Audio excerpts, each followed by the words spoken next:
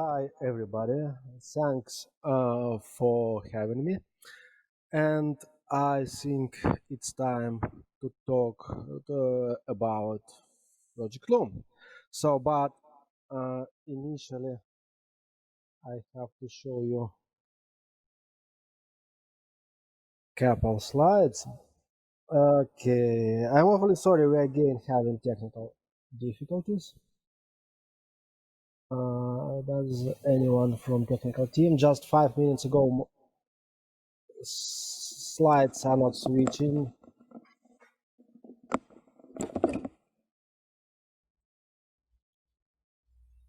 Okay. Okay. Finally it works. Okay, let's skip that slide. Probably if you saw Oracle speakers, you see it. So who am I? I'm working at company Oracle and I'm Java performance engineer. I'm responsible for just general Java performance, whatever we do. You may ask, we have Hydra is a conference about the distributed system and concurrency. Which relationship I have with distributed system and concurrency? I have a very short story about that. Many years ago, I was sent to a special training to become a performance engineer. And on that training, it was a story. It was shown for us some benchmarks, normal 3 tiers benchmark, which has had server machine, database connected through optics, and a client machine connected to a server through Ethernet cable. And the engineer who was showing us that benchmark, he started everything and started worrying because of system under test didn't show expected number of throughput. Just it was slow, unexpectedly for him. And he started to checking JVM configuration parameters, machine parameters, whatever, but it wasn't working as expected. One guy from our team, he used to be system administrator before switching to development and engineering. He started crawling on the desk and checking Ethernet cables, and he found that Ethernet cable from server machine to client machine was a category 3, something like that. I don't remember exact numbers. When we changed that Ethernet cable to category 5 or 7, we got expected and desired throughput numbers. And that time I realized that if I don't want to crawl under tables, I don't want to deal with networking and distributed systems. I try to limit my experience with something closed inside the single box or better in the single crystal chip, etc. So I'm not really expert in distributed system, but definitely I have to deal something with concurrency, what I have to work. So let's talk about a little bit a threat in general, just to understand why we are making the changes, etc. Java is an old language, and from the beginning it was threading language. There is some strong sentence that Java is the first language with threads, but there are some explanation, not maybe firstish, maybe I have a baby duck syndrome, I don't know about something else. Of course, now that sentence too widely used language, and just of course checking that it's question about language, not a library. Threads as a library existed before that, but Java tried to make a thread platform independent and to move it, just detach notion of thread from a platform, to make it platform independent and to make it widely available. So everything was fine in ideas, but it raised the question of implementation. At the early age of Java, the implementation of threads, it was so-called green threads. It's the main question which I'm getting right now about what's the difference between green threads and Project Loom, and I hope later I will explain that. Green threads, it was threads, lightweight threads scheduled by Java virtual machines, not scheduled by operating system. Why we did such implementation? First of all, at that time, 25 years ago, not all operating systems supported threads ever, or sometimes their thread support was quite slow, quite ineffective with a limited amount. That is why just to provide ability to do Java works everywhere, we implemented so-called green threads. But it was huge deficiency for that, for green threads, that all Java threads, all Java machine, it was scheduled to the single operating system thread. It was fine 25 years ago, but when we got raised on multi-processor, multi-core machines, it's not working. We can't use the whole hardware concurrency. We just attach it to one thread. That is why the implementation of Java thread was switched from green thread to native thread. It means we don't care about scheduling. We delegate scheduling to the operating system. And there is a strong relationship one-to-one between the single Java thread and operating system thread. It allows for us to use all hardware concurrency which we have, which is managed by operating system. But even at that time, people noticed that, for example, context switching in case of green thread implementation and native thread implementation has very different performance. Green threads have much faster context switch. So what we got? Exactly when we were changing the millennium, when the middle age, green threads died, Java threads unchanged, but it was change implementation. And the quite interesting fact that starting since that time, it was some connection came to people's mind that Java thread is a native. It's not true from an architectural point of view. Java threads are still not attached, but it's implementation point of view. And that implementation details came into all minds, came into all applications when people start dealing with the Java threads as its operating system threads. And it's very large connection which we can't detach right now, unfortunately. So what's the problem with threads? Threads are expensive, really. Just for example, I did small experiments on my laptop just for doing nothing 1024 times. I have very quite old laptop. It's more than 5 years old. I'm going to update my laptop to a new one. I'm just waiting when all that stuff with the quarantine will be ended. And I hope that my new laptop will be able to do nothing faster than existing. Anyway, and here is just the numbers. I spent approximately 3 nanoseconds per one doing nothing if I'm doing it sequentially, and I'm trying a large amount of time trying to start threads and doing nothing sequentially or doing nothing concurrently. Okay. The issue with the starting threads is quite small issue. It's related to thread. We try to fix it. We invented thread pools, executor servers, we switched the idea from programming in threads to programming in tasks, callables, etc. But it's just a little bit cosmetic improvement, just initial.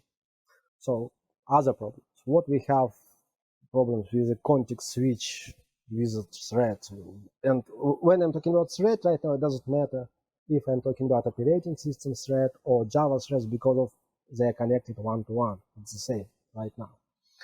It's very large cost about to go to operating system kernel. It's cost 10 microseconds. It's threads are very memory heavy. Right now, typical stack size for threads is 1 megabyte and a lot of native memory, Java heaps, and some other features people start widely use thread locals that also create per thread issue with memory and some other things. Also, operating system trying to be good for everyone, schedule just for generic execution, don't know details about what application working, like very frequent scenario when I'm putting some data in one thread, sending message to another thread, that message wake up that another thread, and my original thread is going to become idle or blocked or sleep in a very short period of time. But that short period of time is not enough for the operating system to realize that, and new thread usually wake up on another core or even another socket. But for performance, it would be better to wake up new thread on the same core to provide for us better cache locality normal placement. And usually operating system scheduler can deal with that. It's daily performance. So the real problem is that we can't have a lot of threads. We can't have millions of threads. Typical number of threads is several hundred or maybe 1,000. And that's the issue. Most of that thread is blocked, and our system is not scalable. And the key problem is a blocking. After that, I'm still in range of history perspective. It happens, so I call it the rise of async. The key idea of async is that we need a chopper. We need a chopper not just for driving, but we need a chopper to cut our application.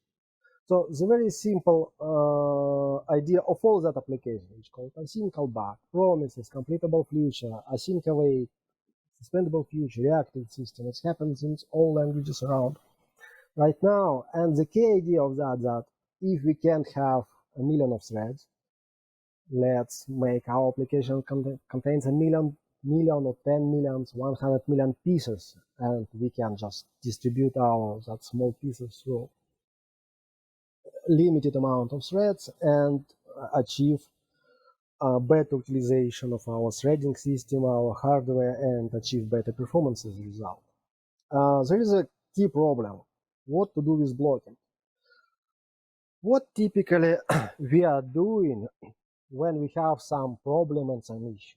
We are going to Google and we are trying to ask Google about something. And if you ask Google about blocking in asynchronous code, you got a lot of advice. Is that a bad idea? It's a common mistake, and etc. I did a talk. The last time I did it on Snow One and Novosibirsk on Russian. Probably there are video available. How to achieve performance for completable futures, promises in Java. And two major issues I emphasized to achieve high performance of such asynchronous system. It's do not blocking and to make as less as possible task migration between threads because of its reluctance. So our idea should be more specialized, that we shouldn't split our execution to many non-blocking pieces, to many pieces, but it should be non-blocking pieces. So we have to find blocking points, and we have to break, to chop, to cut our execution exactly in that blocking points to allow the whole system to deal with that. It's nice, but really, why we are doing it? We are inventing the whole bunch of industry related to all that asynchronous and reactive system just as an attempt to fix implementation inefficiency. The problem with threads, they are too generic. Why we are trying to invent something for programming when we have not trying to basic and core implementation inefficiency? It's practical approach. While people don't fix the real situation with threads, we found a way how to fix it on the other side. But maybe it's time to do something with that. So asynchronous, or sometimes I heard such term, it's called monadic approach from concurrent programming, because of promise, incredible future is a monad. The real problem, it's very hard to write, very hard to support, very hard to understand, and really hard to find proper places where to cut our application. But the key question, everything, as I talked about cutting our application into pieces, it's already performed, it's already done inside threading system. We cut application by time, we cut our application in blocking system, and runtime on the operating system knows when we did block, know exact places where block happens. Why just not make it better and more efficient? The other problem which is raised with asynchronous programming. I call it function coloring. I recommend to everybody to read that very nice article about each code. What color is your function? It's about mixing asynchronous and not asynchronous function, how it became viral through your code, and how it's bad for programming style, not for final performance of your execution. Okay. What we got right now, what we have right now. Right now we have two different ideas, two different conceptions how to write programs. One is called thread per connections, the other called thread per core.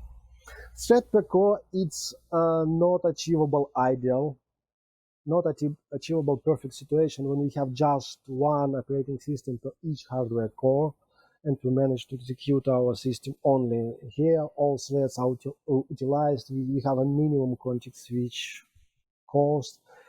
We have maximum hardware utilization, and that is the case when we're able to achieve the maximum high performance behavior of our system. But it's very hard style for programming.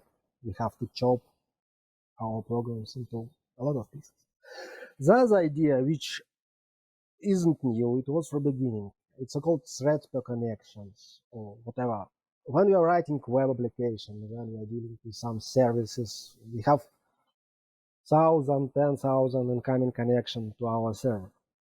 And that connection sessions, they usually not interact with each other. They have common paths, connection to common database, common memory, something like that, but usually there is no complex communication between them.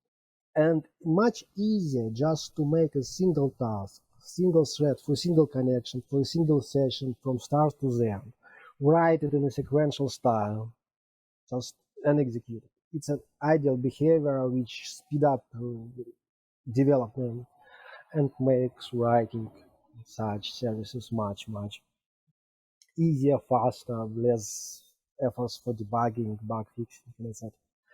And we have clash between these two ideas, thread per connection and thread per core. We can't mix it in a while. Program style and got benefits from both of them. What to do? That we're not trying to invent something new. Everything everything what is doing in Java right now, or everything what was done in Java before, is a well-known ideas, which is a well-known things for industry, for theories. We are just trying to adopt it and move and bring people to it. The idea is general. We have some kind of expensive worker. What we have to do to improve efficiency of our system? It's multitasking, something like that. We have to get some function which saves the state of completed tasks, move that task from that worker, assign new task to our worker. And that idea works not only in computer science, it works in management. Everybody has a manager who is able to switch your everyday routine task, and etc. etc.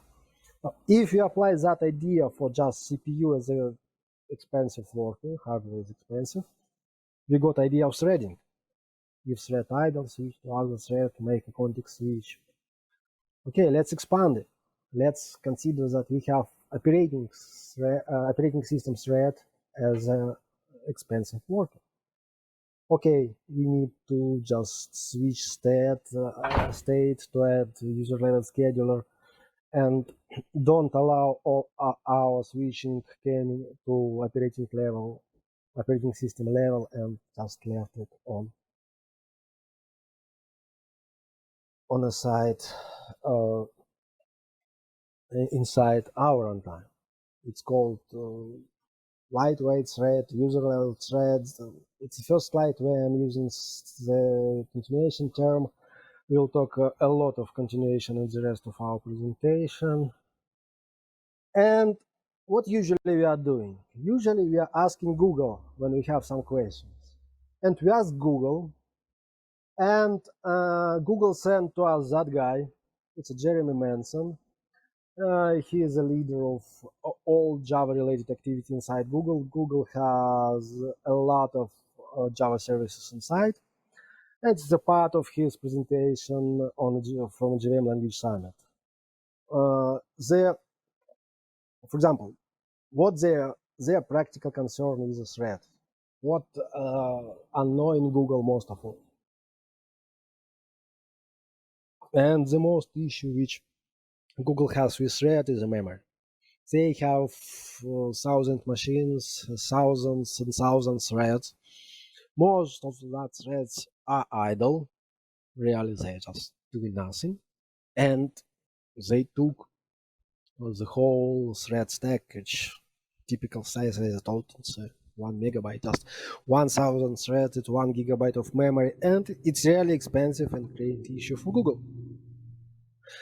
And here on the slide you can see results of their experiments. First of all, what they did, they hacked Linux kernel. They hacked Linux kernel to get ability to return a stack memory if thread is idle.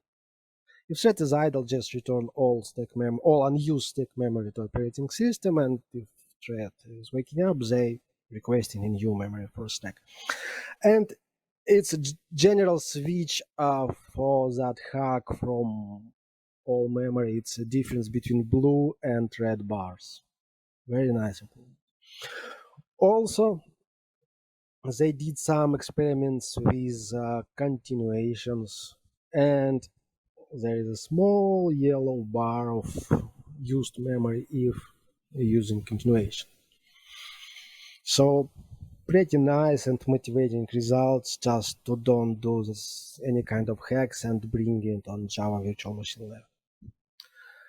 And the second example, it's a slide from a presentation which also done the next day after Jeremy Manson from Google told us about the issue.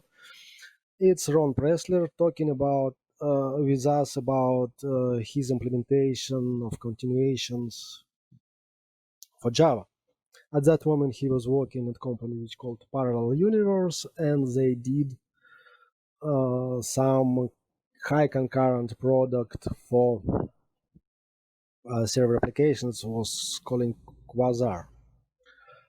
Right now, I don't know what happened with Parallel Universe company. Their website is not working anymore, and Ron Pressler is working at Oracle as a project lead of Project Loom. What they did at that time? They did a very ugly continuation implementation using just bytecode implementation. They took your code, as on that slide, and instrument bytecode inject state-saving instructions around your code, around each instruction, around each invocation, each call in suspendable functions. It's a red one.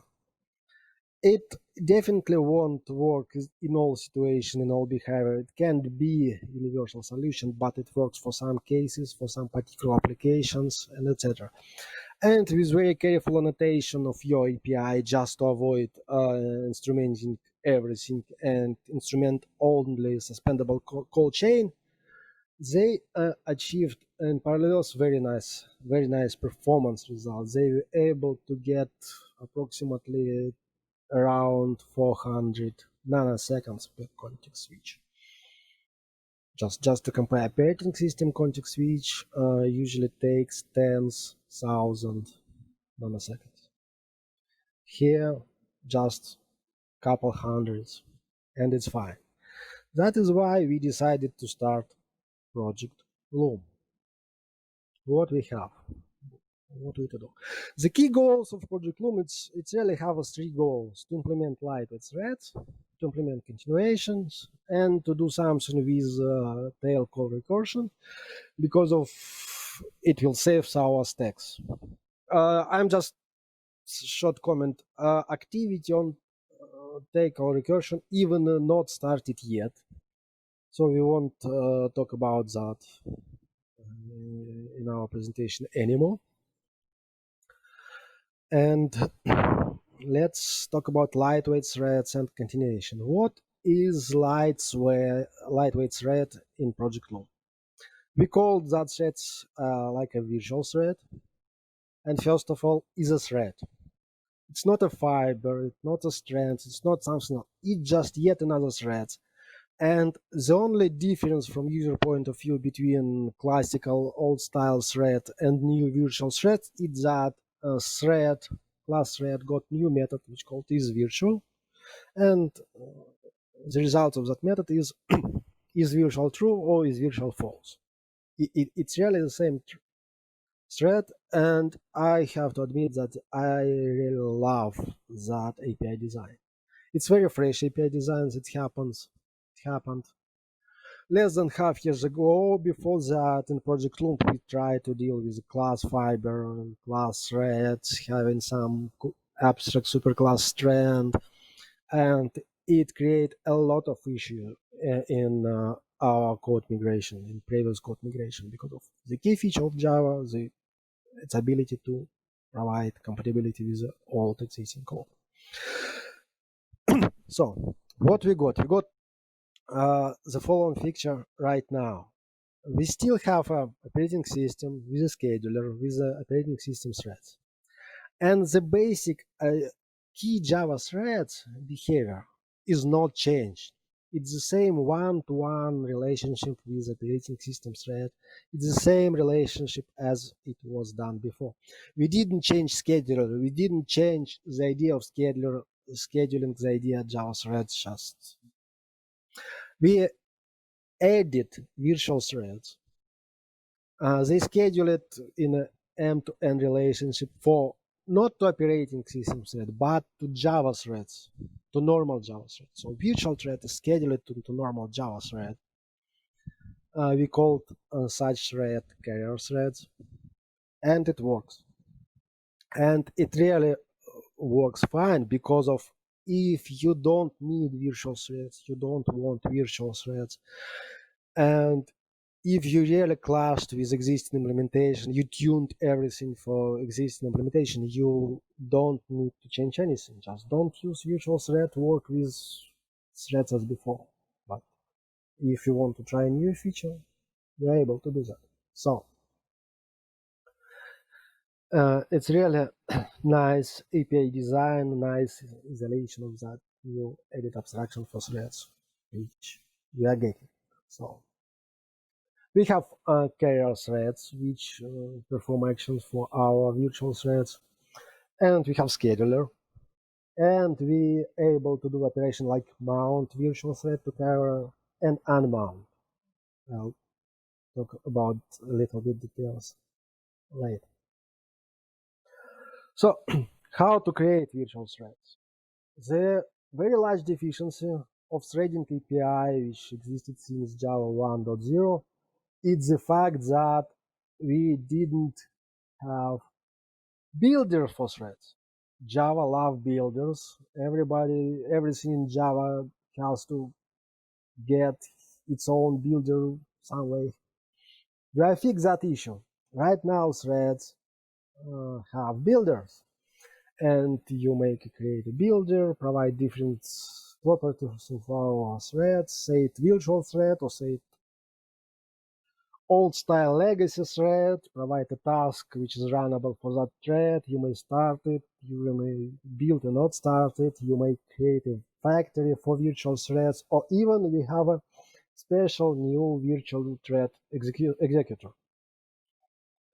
It looks like executor service all of other kind, which we call other threads pools. The only difference that virtual thread executor didn't try to pull virtual threads, just create new virtual threads for every request, run it, and allow us to die when it's not required anymore. So the other question, how we do scheduling of our virtual threads? First of all, you may do it by your own.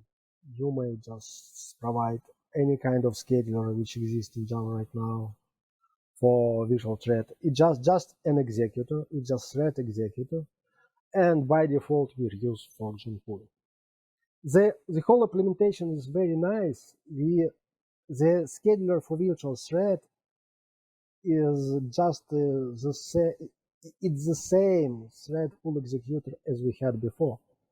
We are using all existing code for that. We are using existing machinery. We may choose any kind of Java scheduler which exists right now.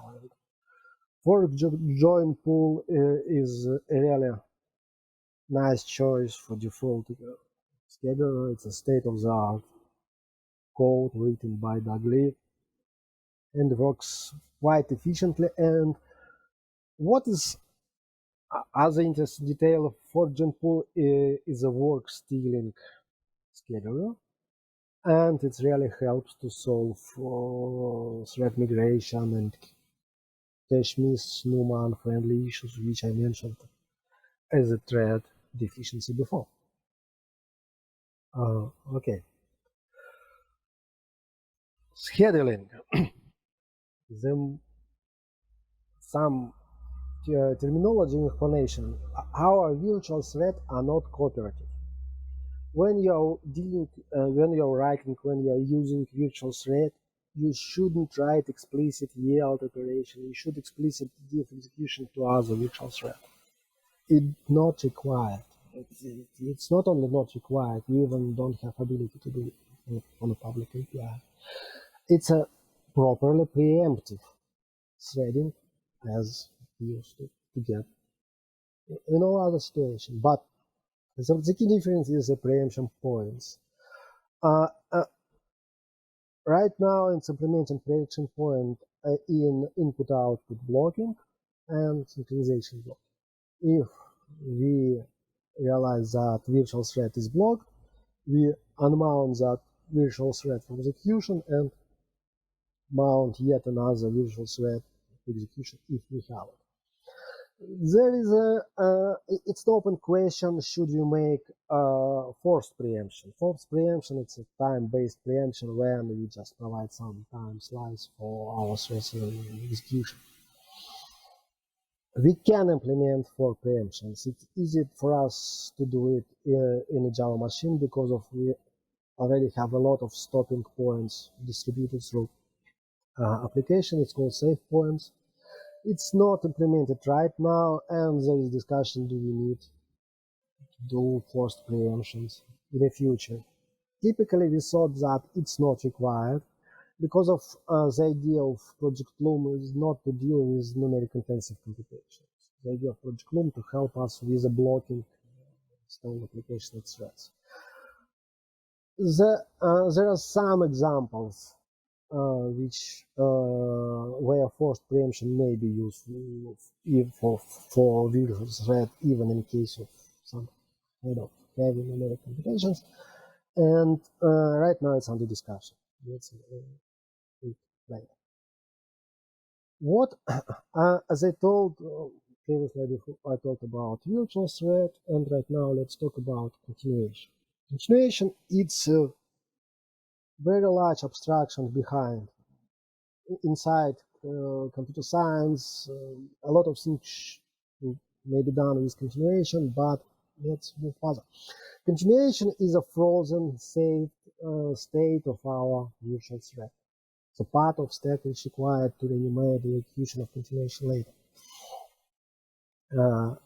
And the real question here, what we have to do with our virtual thread, when we have to save, to store, how to deal with the stack of our virtual thread, our execution. There are just general ideas. It's unfortunately, really it shouldn't be a stack of operating system thread.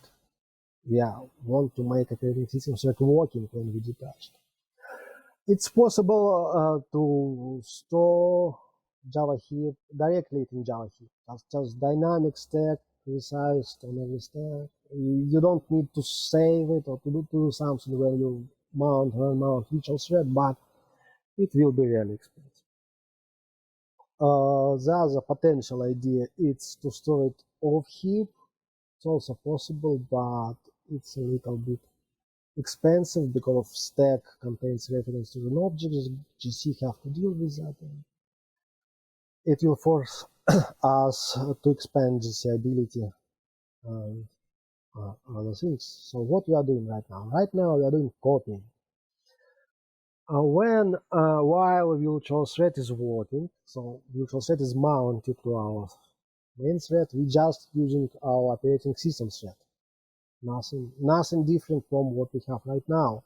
No overhead at all. The key question is unmounting. We are copying our stack state into Java heap, and it's a key point operation for continuation performance, just to provide fast copying to heap and fast copying back from heap. There are a lot of optimization which already done that, like it's called lazy copying, chunked copying, and I have to say that it's not an issue. Of course, there are a lot of places where performance of that copying may be faster, but I have to admit that the real data copying for our stack state right now, it takes less than 1% of the whole copying operation. Too much other things we have to deal with, like finding object reference inside stack, etc., and it works well right now, and we are extensively tuning that place, and it will work better in the future. It's a other potential very interesting things possible to do with continuation. Continuation is a state of our execution, state of our frozen execution, which is not working right now. Just imagine if we clone that execution, we can spawn execution from the same point many times. Serialization.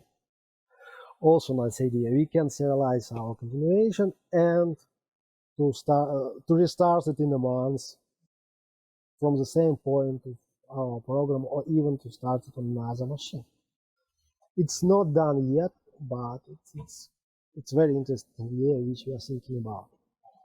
And there are a lot of other things which could be done in continuation, like continuation parsing style, etc., etc. Many languages which have continuation as a language level construct give us a lot of nice examples, but it's not our goal right now. We may talk with all that tricks later, but not now. Right now, there is no goal to make a continuation API public. We did not decide it yet. If it will be better for us, we will make a continuation API private, just to provide virtual thread implementation, and you unfortunately won't know anything about continuation API in the future. If we will think that continuation API became quite mature, implementation is very nice, we'll make it public. But we don't rush.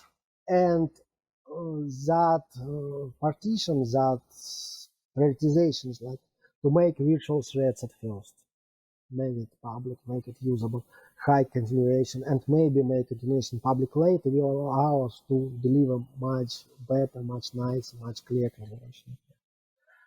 Because of Java has a problem. Java don't have a recompilation day to the world. We have a compatibility. And when we did something in Java public at one moment, it should have saved the same shape forever, with some details to deprecation, but anyway. And then later we expose something then more better design it will have. So our current goal is still virtual thread. Let's dig a little bit closer in other implementation details of our virtual threads. First of all, of course, it's a fight for memory. As I told before, typical thread stack size megabytes, typical continuation size several hundred thousand bytes, much better. The other thing that is Java Lang thread class, it was very huge even before, because of 20 years ago we switched to native threads and nobody was going to create a lot of threads. Right now we encourage you to create a lot of virtual threads, and it should be smaller size. It was rinked, very some cleanup, interesting done, a lot of fight with the legacy API which existed, should be supported, but almost very rarely used nowadays, but it's done. I think that achieved size like 400 bytes for threads, it's very nice. The other part of our fighting for memory, it was a situation with thread locals. Really, thread locals were designed for rare and exclusive usage in very some specific cases. And that class and its usage became pervasive. All applications, someone pass additional hidden parameters through thread locals. Some frameworks use it for saving a lot of other stuff. Many people trying to speed up performance using thread locals as some kind of cache for some data, and etc., etc., etc. And it caused the fact that right now in modern frameworks, every thread had a lot of thread locals. And if you have more threads, but our idea with virtual threads is provide several magnitudes more virtual threads than the amount of threads, that thread locals will have an issue for the memory. What could be done in that area? Not a lot of can be done. First of all, we are cleaning our class library. We are trying to get rid of unnecessary thread local usage, or find a balance between thread local usage, or in some point we may made a consensus that if we're executing in virtual thread, that thread local doesn't make sense. If we are working in the normal Java thread, that thread local should still preserve, and all that notification is propagating through our class libraries right now. There is a way to create a thread which completely disallows thread local usage for checking for performance editability. And what else we can do? It's encourage people to ask people to use thread local as less as possible. It's really not performant way to use a memory and provide the data and all details. There is a notion for virtual thread which we called pinning. So it's a situation in behavior when when virtual thread is pinned to our carrier thread and can be unmounted, can be moved, can be descheduled from execution on that operating system thread. In that situation, if pin thread is blocked, we can't detach it and schedule on that thread some other virtual thread. It's not a good idea to have pin thread, but we have to. We are going to provide a very large set of diagnostic situation of pin thread, and how, which allows you to understand when we get pin thread and what to do with it. And the real situation, the only situation which will be preserved in final Project Loom results with pin thread is the natives. When you call GNI, when we have some kind of native frame stacks, native frames on your stack execution, when your native execution interleaves with Java execution, we can do nothing about native frames. We can do nothing about native code, and that is real obvious situation when we pinned our virtual thread to carrier thread. That is why you need diagnostic to detect and avoid that situation. When our thread when our execution came further, we shrink our stack, we eliminated all native stack frames. Of course, after that, thread will be unpinned and could be unmounted, but until they exist, it's the same. The other technical issue which we got with Java, I called it the curse of two logs. The fact is, Java has two logging systems. One from the beginning, object monitors, and the other implemented in Java level, Java util concurrent logs.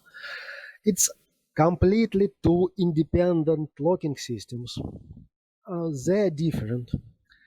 There is no inclusion one logs into another. They have all they intersect, but on basic cases. But there are situations in behavior which are possible to do only with object monitor. Particularly, I mean bias local implementation, adaptive speaking, or there are behavior which can be done only with logs, like read-write logs, stamped logs, fairness, which fairness doesn't provide by object monitor. And that has happened, and people use both locking behavior. Personally, for me, I prefer to use Java util concurrent logs, except the fact that they don't have language support. Object monitor has language support, concurrent logs no. But anyway, I consider concurrent logs much flexible, much better behavior. And the implementation of that two locking system is very different. Object monitor is implemented inside runtime, mostly with a very sophisticated assembly code, very nice code, but very hard to support, very hard to maintain, allow to do something tricks. Concurrent logs, it's another point of view. It's very simple, very simple. We need to implement only three basic primitives: compare and set, thread park, set and park, and everything else could be built on the top of that primitives. It doesn't mean that concurrent logs have a slow performance. They are very performant, very high performance, and very well implemented. Very nice done. And what we got right now is a Loom project. Java util concurrent logs are Loom already. You know when you are do blocking for that logs right now, and we switch our virtual threads. We do all thread mounting and unmounting. We had that blocking operation which is based on concurrent logs. And still we don't have an implementation for object monitors and Project Loom, unfortunately.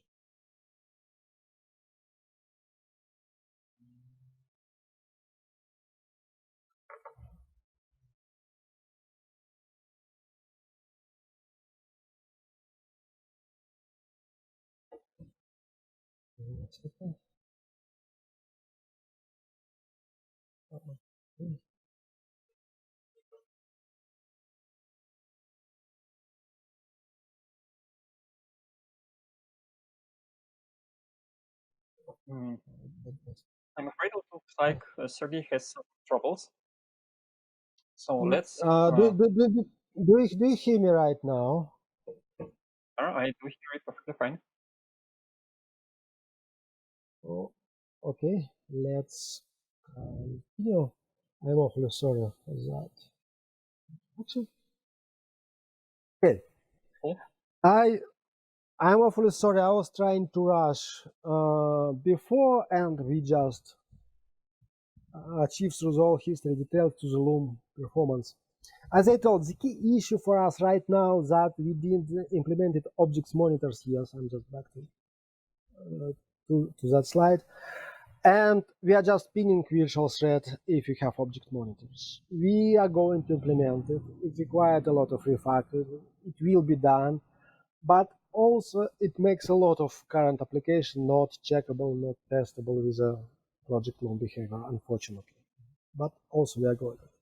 We are doing a lot of class library activities, like we need to make all blocking I/O operation loop friendly to allow threads to be mounted and unmounted in that point.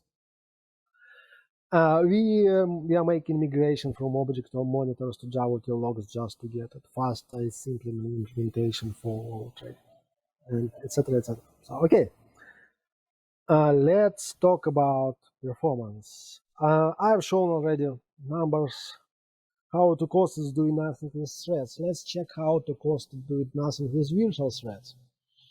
I'm executed the same 1000 threads, executed from start till the end and measured time from start to the end, except sequential case when I don't have threads at all. And almost the cost of creation of virtual threads, it's almost 100 times faster. Okay, I can do more. What if I will do nothing 1 million times?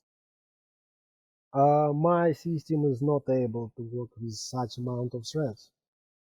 It's not really fast to deal with 1 million empty threads, but it's quite fast and it works and fine startup time.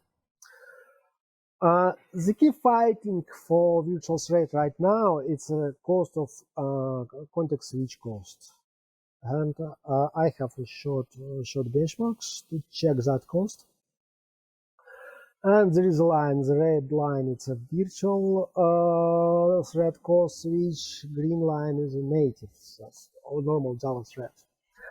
I have unsaturated system, I have 1, 2, 4, 8, 128 threads, and I just have only one thread working in that station and doing switch from one thread to another, sending message through a blocking queue. And you can see here I have a virtual thread context switch up to 1000 nanoseconds, 1500 nanoseconds, and at least 6000 nanoseconds for the native context switch. Quite a large difference, which provides us for blocking application get 5-6 times performance just doing nothing, just switch to virtual threads. And that's another behavior. It's behavioral saturated system. When my context switch don't exist in an ideal situation, when I have a lot of other threads doing nothing, doing other switches. And as you can see in that behavior with a lot of threads, native context switch became higher, and takes up to 25,000 nanoseconds. And my virtual threads is still less than 5,000 nanoseconds. It looks like we achieved our goals. We got cost of virtual thread context switch much faster than natives, but it's not the end of the story. As I told, parallel universe was able to achieve not 1000. We got 1000 nanoseconds. They got 400 nanoseconds per context switch, and we are trying to reach that number. And I hope we will do it in the future and provide better and faster context switch. I had an options to take that demo from my colleague or just to make a reference to my colleague. I decided to make reference. It's Alan Bateman, Ron Prelesner, show server-side example of Loom application usage. REST example with a blocking operation which take approximately 100 milliseconds. And that is latency, measured latency behavior for that REST request when the load is performing 5,000 requests per second, and max amount of threads is 400. You can see that chart. And that's Loom behavior when we just creating the single fiber per thread in the same way, very wide. And that is last performance example. We're probably out of time right soon. It's about CPU intensive computation. Our Loom is useful for CPU intensive computation. I did benchmark with CPU intensive computation when red line it's 100 nanoseconds of hard numeric computation between context switches, 100 milliseconds and 100 microseconds as larger pieces of code. Unfortunately, it's very different numbers, very different scale of timings. It's impossible to fit absolute numbers in a single chart that won't be visible. I use a relative chart. Axis Y use not absolute numbers, it ratio between virtual and native threads implementation. It's a ratio. If it's below 0, it shows that virtual thread is fast. It shows how fast it's fast. If it's above 0, there is no such case on that chart. It shows that it could be slow. And on that experiments, I can see that if I have very large, very long numeric intensive computation, which took 100 milliseconds, there is no need to use and deal with Project Loom anymore. It works perfectly without Project Loom and virtual threads. But then smaller chunks of my computations, then better and better impact of Project Loom you may get. And here's the result, the short result, the conclusion about Project Loom, which we may get finally at the end. You shouldn't choose between thread per core, thread per connection styles. You could write the simple, old, well-used, well-known sequential code style, like execute everything in a thread, to deal with perfectly well debugging code. Don't have a stack trace nightmare. I'll just write it as I used to write sequential style, generate a thread request. And Project Loom will provide the perfect real hardware implementation of that when we have the only one operating system, approximately near one operating system thread per core, and achieve high performance execution. It's all I want to talk about that, but I have to mention that Project Loom not just limited with the goals which were started at the end. There are a lot of interesting other things appears and will be done in Project Loom. First of all, we started and it's already started work on channels, proper channels, right? We don't like existing blocking queues, transfer queue, which we have in Java. It works, it perfectly works, but it can be done better, like proper communication channel between threads. It's very large, and definitely it's beyond scope of my presentation. It's idea of structured concurrency. As I know, Roman Elizarov talked about structured concurrency on Hydra previous year, and it's such large movement to make concurrency structured, to make it more comfortable, more easier, more provable, not have a spaghetti right now. We have very nice directions inside Project Loom to provide scope variables on even processor local fits with some data transfer and data communications, which may be very, very useful. The other direction which I'm under investigation right now is provide proper timeout and cancellations. And many, many other things appears in Project Loom and everything that will be done. Project Loom started at the beginning of 2018, and I really impressed by how large progress will be done. And I'm really my person. I can't do any promises, but I expecting that soon everybody will be able to try this Project Loom as a feature preview in the normal JDK, and it will be finalized in the future. Here are some links for Project Loom, like wiki page for Project Loom, mailing in repository if you want to play with the code, and all other things. I'm awfully sorry that I was trying to be a rush on my presentation because of I'm having technical difficulties right now. Just let me say about that, because of my electricity company, Pacific Gas and Electric, cut off me from electricity right now. They have an outage. And I just was afraid that my laptop will be dying and won't be enough time for that. And looks like we still have 15 minutes for question here. And probably I will be managed to be here and present in 15 minutes. I'm just sorry. I will back in 1 minute. I'm very sorry for that technical issues which I have right now. Maybe Vladimir will tell you something about that right now. Okay, thank you, Sergey. While we wait for Sergey to come back, let's summarize what we have in the chat as well. And as for now, I see there are like no questions yet.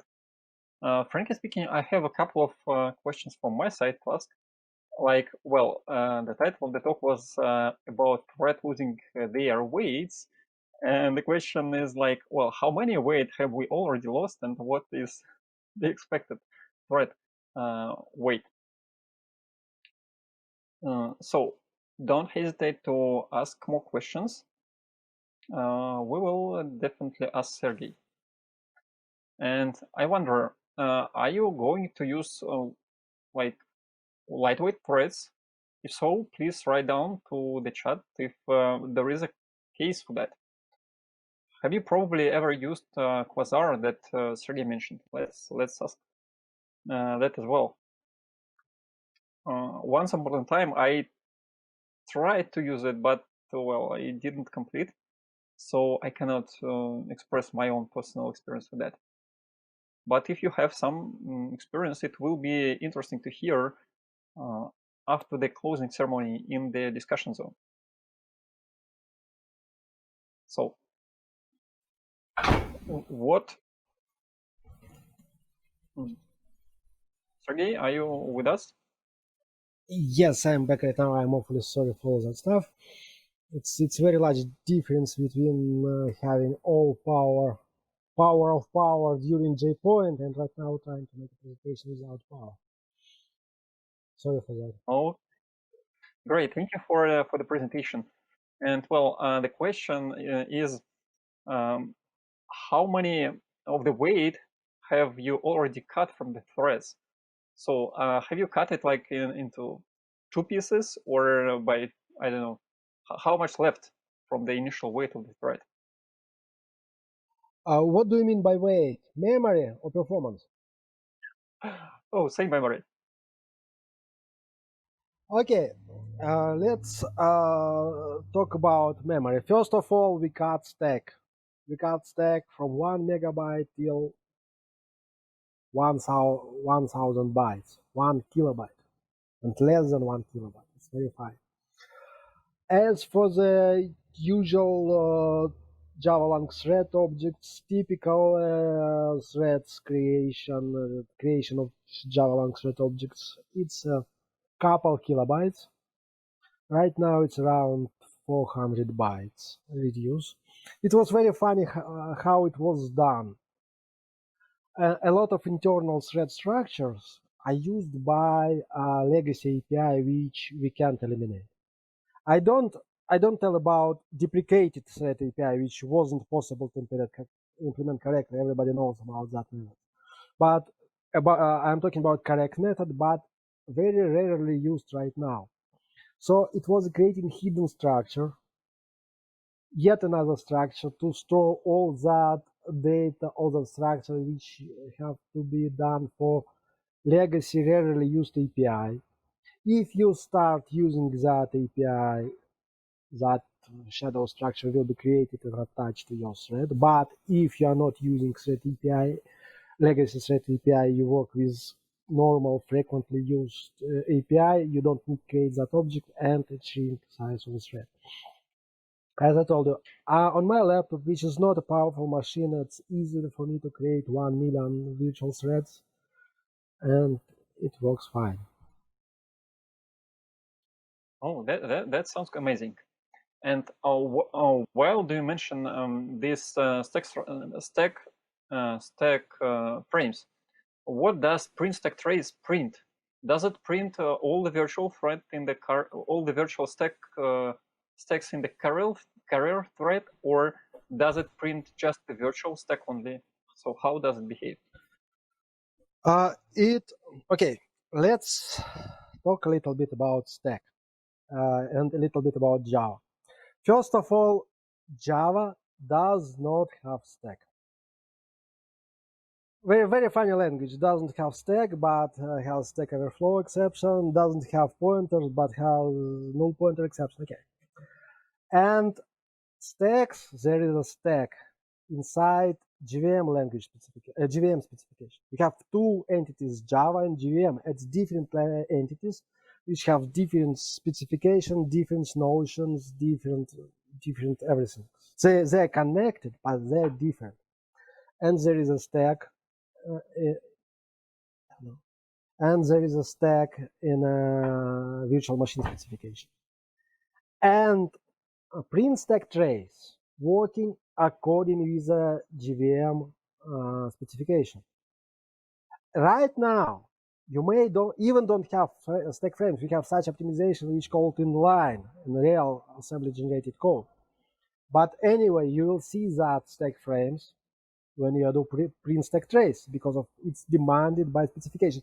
It just stack frames of your execution by specification as you did. So the same is a virtual thread.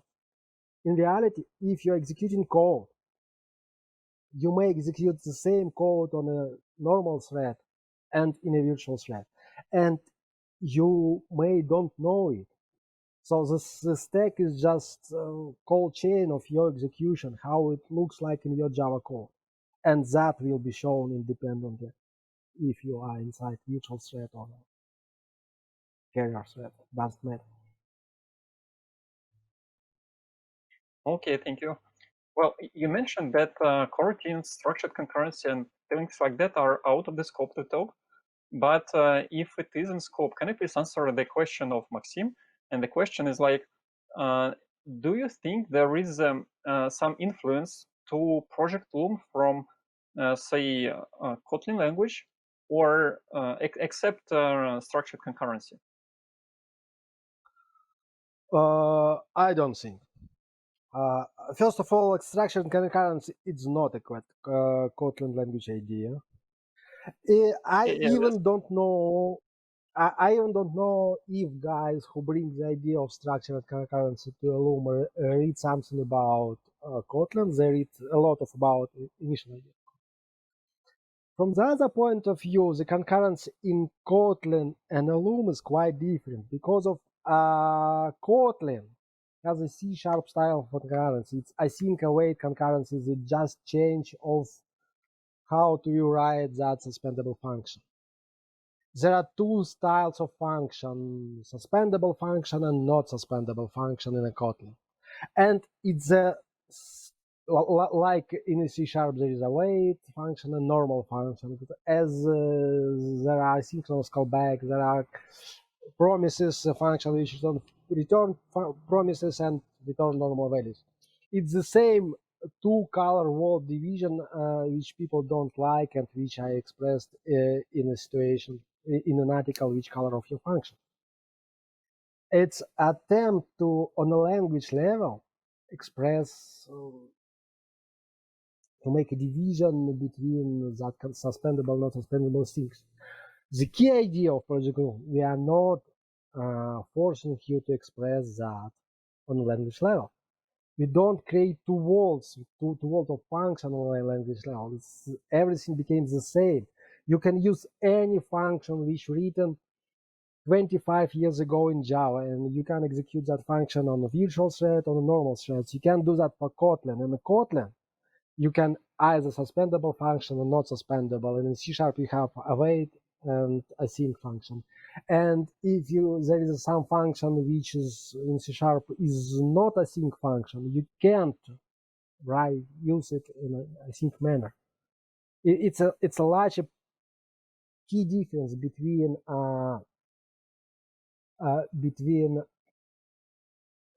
Project Loom and all other languages. That we are saying that it could be solved without exposing new unnecessary ideas on the Java language. What is influencing Loom? It's theoretically because of it's not just I'd say it's a goal. It's not the fact that we was looking to go just to implement that. Everything that was implemented in Go and everything what is implemented in Loom, it's well known for industry for decades, for many decades.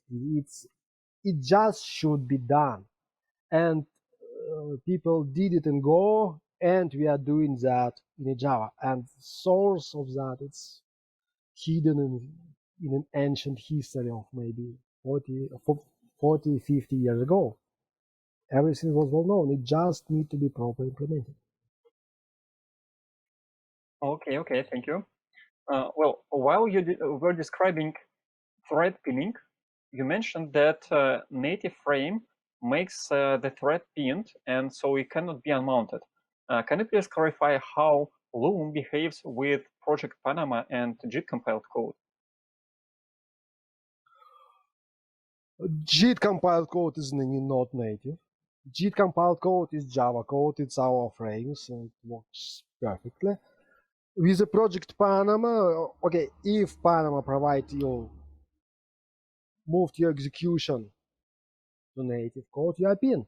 If you went to native, you are pinned. We don't know structure of native frame. Java doesn't know. Panama knows, but Panama knows everything. No, even Panama doesn't know everything. Panama knows just only interaction part with the native code.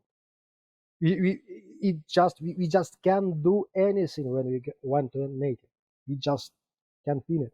That is why the last comment. That is why we are using fork join pool as default scheduler.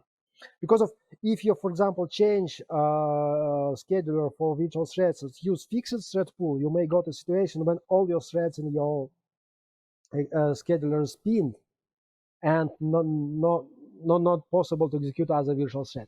Fork join pool is very nice state of that scheduler which can detect such blocking situation and raise new care threads. Okay, thank you very much for everyone. Thank you for having me here, and I probably can answer other question in discussion group.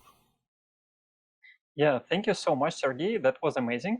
And thank you, everybody, for listening. Let us meet in the discussion zone right after the closing ceremony. Thank you so much.